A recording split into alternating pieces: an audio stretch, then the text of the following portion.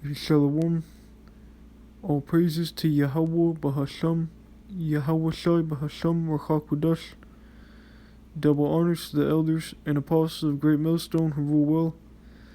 Peace and salutations to the elect of Israel, the true Hebrew Israelites of the so-called Negroes, Hispanics, Native Americans, and Israelite foreigners. We're the Israelites of the Bible, the Hebrew Israelites.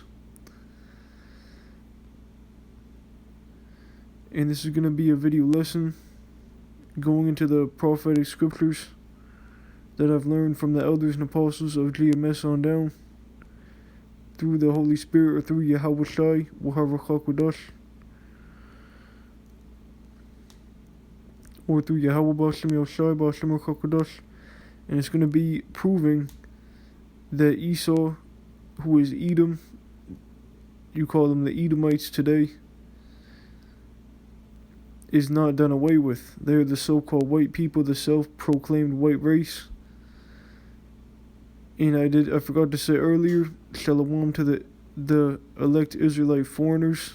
We don't know, we're the hopeful elect right now, but they're Israelite foreigners who may look like, be scattered amongst, and talk like other nations, but believe this truth, and through the seed line of their father go back to Abraham, Isaac, and Jacob.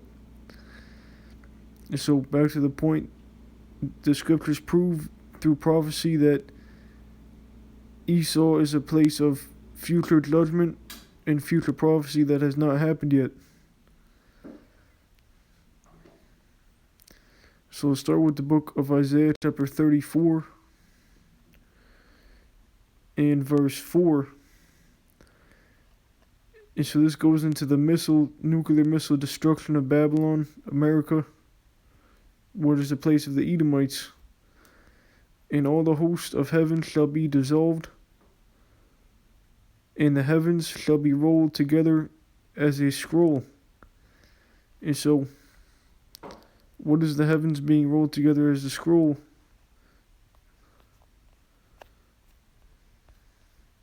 Is a mushroom cloud. This is the heavens being rolled together as a scroll once the ICBMs hit. And they're gonna hit Babylon, where the Edomites dwell. This is a place of rulership for the Edomites.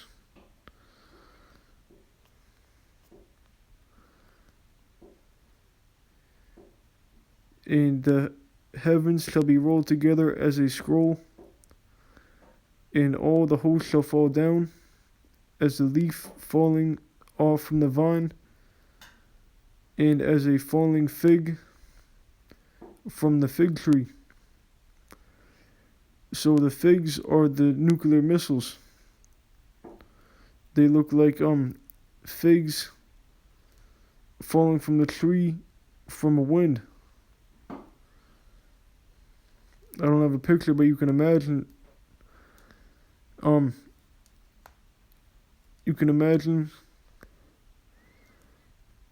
the nuclear missiles being like figs falling off a tree from being blown in the wind. And I'll get to that, the precept, but verse 5, for my sword shall be bathed in heaven. Behold, it shall come down upon Idumea.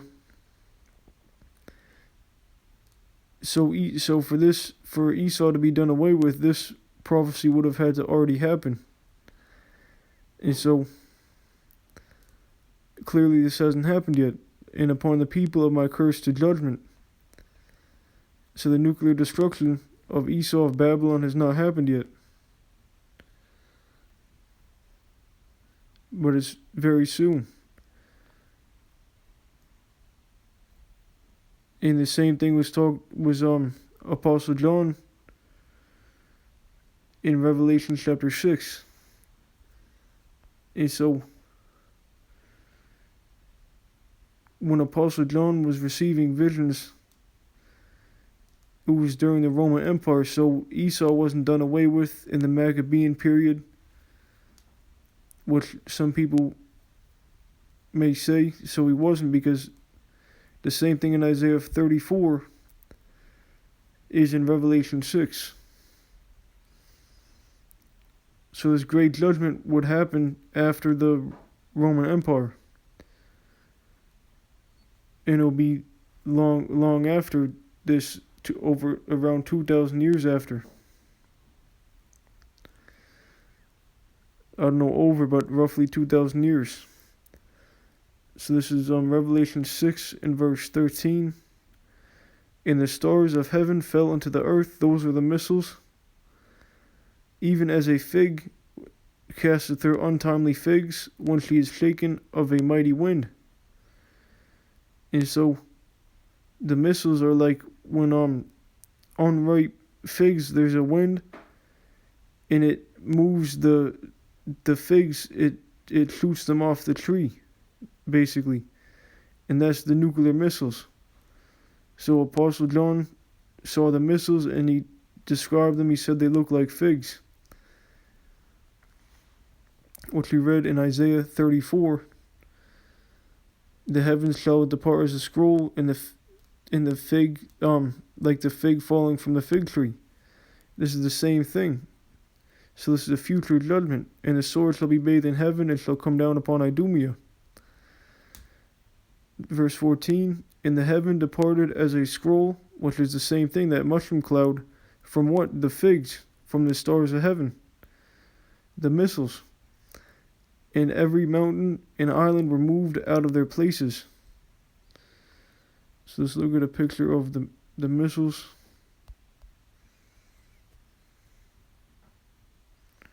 So these are the figs falling from the fig tree, shaken of the wind.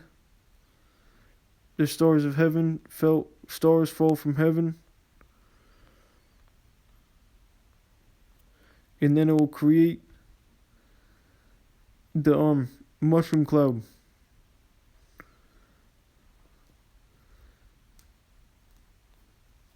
Once it hits ground zero, once it hits its point.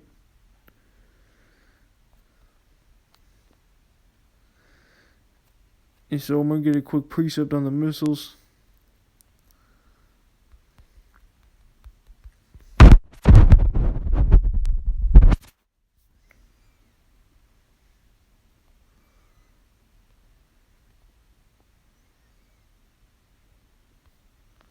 Joel chapter 2.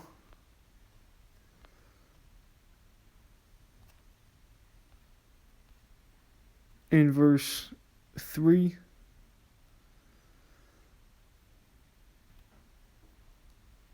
Verse 2, a day of darkness and of gloominess, a day of clouds and of thick darkness, as the morning spread upon the mountains, a great people and a strong. Those are the missiles, a great people and a strong, which we just looked at. There hath not been ever the like, neither shall there be any more after it, because the missiles are only going to be used one time. There's not going to be any more missile destructions, even to the years of many generations. Verse 3 is the point. A fire devoureth before them, in front of them, and behind them a flame burneth. So the fire is the destruction once the missiles hit, in it, which is before them, in front of them, each and every missile. And the result of hitting it looks like a heavens depart as a scroll, a mushroom cloud, and the fire is the destruction, and behind them a flame burneth. And so, what is behind them? There's the fire behind them. So before them is the destruction. In front of them, once the warheads hit, is the destruction fire. And behind them, the flame burneth. So it's talking about the figs, the missiles. There's behind them a flame burneth. The fire burneth behind them. And before them is, once they hit, the destruction. Once the figs hit, those nuclear missiles, the stars shall fall from heaven, and then the heavens shall depart as a scroll. And so this is what Babylon's going to look like.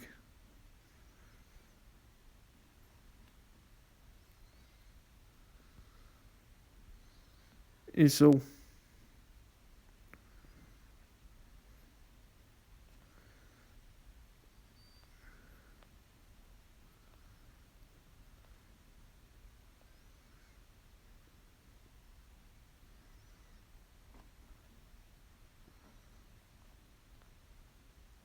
I'll get back to the point.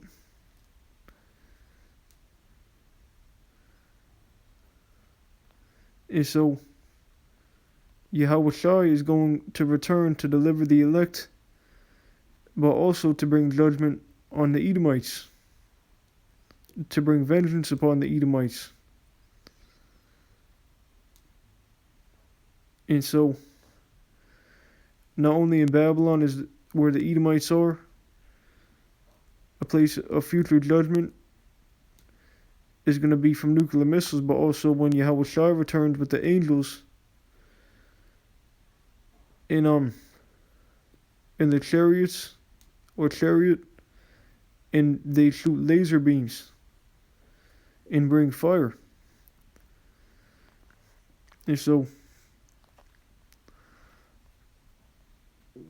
and this links into Esau being future judgment. This is Revelation 14 and 9. And the third angel followed them, saying with a loud voice, if any man worship the beast and his image, and receive his mark in his forehead or in his hand, that mark is the RFID microchip, the charagma, given or issued by the Karax, which is like the Palisade, which is the delivery system that pierces through the skin to put in the microchip, in which no man should buy or sell unless he receive the mark attached to the digital banking system soon in the future. So if you get that mark, verse 10, the same shall drink of the wine of the wrath of Yahweh Ba'ashem Yahushai, which is poured out without mixture into the cup of his indignation, and he shall be tormented with the fire and brimstone in the presence of the holy angels and in the presence of the Lamb Yahushai. So Yahushai is coming back and bringing the destruction. He's coming with the angels, including the Archangel Michael, and to deliver the elect from mainly Babylon, from this destruction and all over the earth, but also to bring destruction, because the cup of the indignation, the people who take the MOTB shall drink of the wrath and be tormented with the fire and the brimstone, is the destruction of Babylon, America. And so Yahushua is going to be bringing the destruction in the chariot or the chariots and shoot laser beams, as well as the nuclear missiles. And so it's going to be a great destruction. Babylon's going to be the lake of fire. And so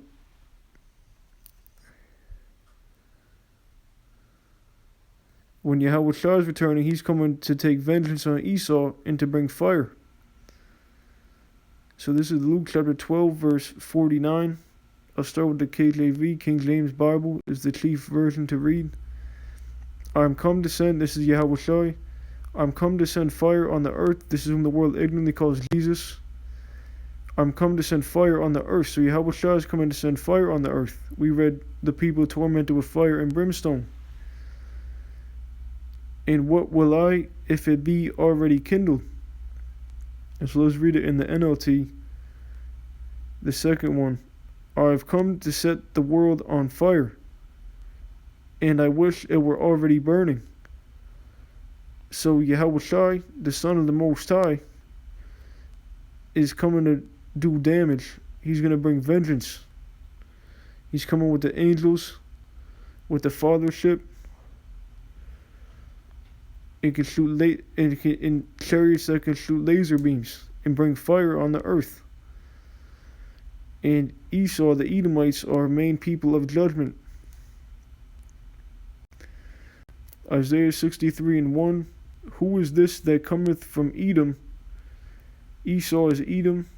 Idumea is the same as Edom. With dyed garments, for Idumea is what we read in Isaiah 34. Who is this that cometh from Edom? This is Yahushua, the Son of the Most High.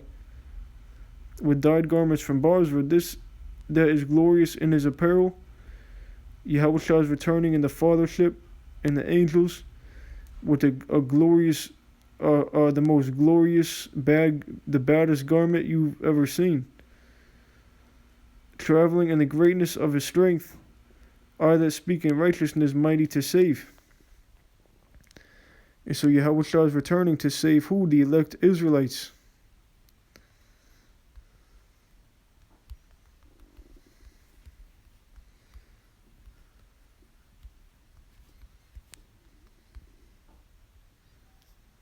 This is the book of Matthew, chapter 24, starting at verse 29. Immediately after the tribulation of those days, which is Jacob's trouble, the time of trouble that is more troubling than has ever been seen on the face of the earth, where the MOTB will be made mandatory, which is required for the destruction, which we just read. Shall the sun be darkened, and the moon shall not give her light, and the stars shall fall from heaven. We read that as well, the nuclear missiles. Then and the powers of heavens shall be shaken. And so we know once the stars fall from heaven, once the fig tree shaken of the wind, it will create the heavens depart as a scroll, the mushroom cloud, and the destruction of fire. And before the nuclear missiles, the great people, the stars of heaven, the figs, the destruction, and behind them the flame that burneth. So it all leads to the nuclear missiles. But that was kind of a tangent. But this is talking about Yahushua returning, because he's returning to bring destruction in the same place, Babylon, on the Edomites and any other people who are left here, including 2/3 wicked Israelites and other heathen, outside Esau as well. Esau is also a heathen. So the missiles are going to hit. The stars of heaven shall fall from heaven, and the powers of the heavens shall be shaken. Verse 30, and then shall appear the sign of the Son of Man, Yahushua, in heaven. Who is this that cometh from Edom with dyed garments from Bozrah? And then shall all the tribes of the earth mourn, and they shall see the Son of Man, Yahushua, coming in the clouds, the chariots, the so-called UFOs. Yahushua is coming on the fathership, UFO, chariot, with power and great glory. And he's coming mighty to save. And he shall send his angels with a great sound of a trumpet, and they shall gather together his elect from the four winds, from one end of heaven to the other. And so, that's the deliverance, the main deliverance from Babylon.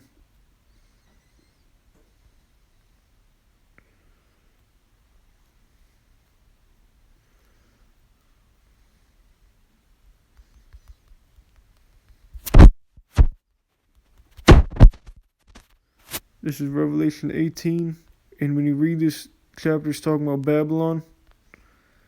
So I don't even have to go to it. You can look at the whole chapter to know this is about Babylon, which I bring it out because it's relevant to the destruction and deliverance. Revelation 18:4, and I heard another voice from heaven saying, come out of her, my people. And so this is the time of the deliverance where the Israelites will come out of Babylon. Said a voice from heaven saying, come out of her, my people. Yahushua is going to come with the glorious apparel, the glorious garment, with the angels mighty to save, to deliver his elect from the stars of heaven, the figs, and the nuclear destruction, where the heavens shall depart as a scroll.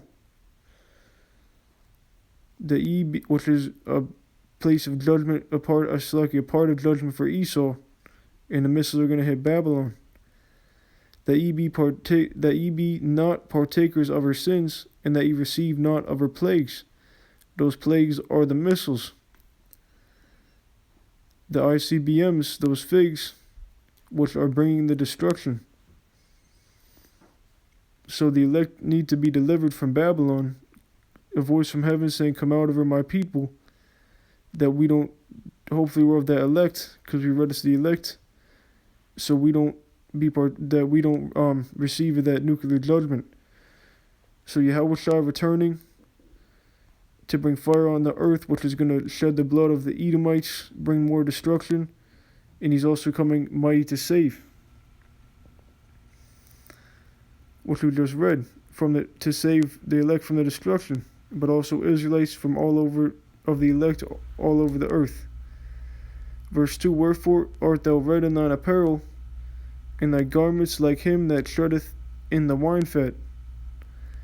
And so Yahushua is returning to shed blood. He's not returning to play games.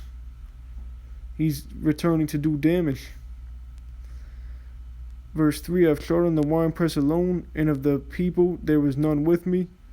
For I will tread them in mine anger, and trample them in my fury, and their blood shall be sprinkled upon my garments, and I will stain all my raiment. For the day of vengeance is in mine heart, and the year of my redeemed is come.